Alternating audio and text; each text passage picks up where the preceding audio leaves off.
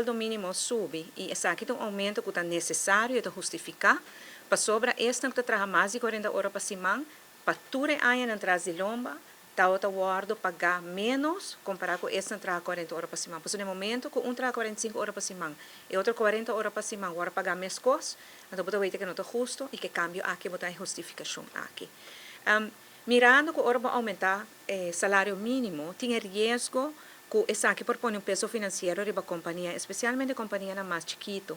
Então, para isso, nós preparar uma moção também, em qual nós instruir a ministra de Finanças para começar um diálogo e, dentro de 3 lunas, chega num plano junto com o comércio, especialmente a empresa mediana, pero foral chiquito, com por ajuda para não se vai aumentar o preço.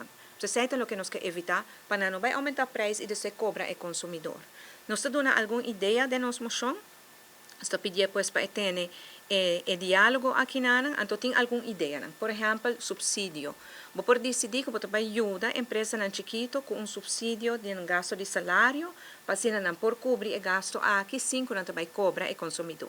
Tem surplus, bloquear os surplus para sostener a economia, especialmente para a empresa mediana e chiquito, essa aqui é uma maneira para fazer. Também ajuda para certo setor que depende de trabalho hobby intensivo, por exemplo, de horeca ou comércio chiquito.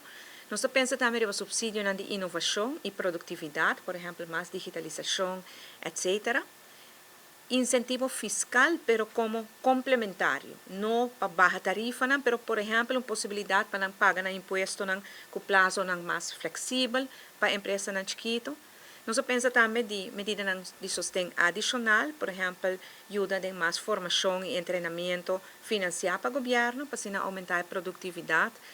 Também mais cooperação com o setor privado para fazer certo coisa junto, por exemplo, compra coisa junto para baixar preço, outro caminho.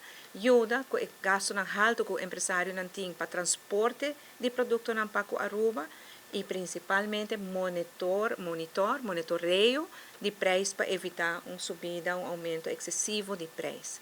Essa é uma moção que nós apresentar durante a reunião.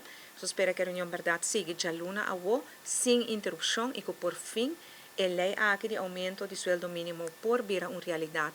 Essa aqui toca quase 5.000 mamas e tata de família, especialmente mamas. Tem mais de 3.000 pessoas dentro do grupo aqui da gente mulher.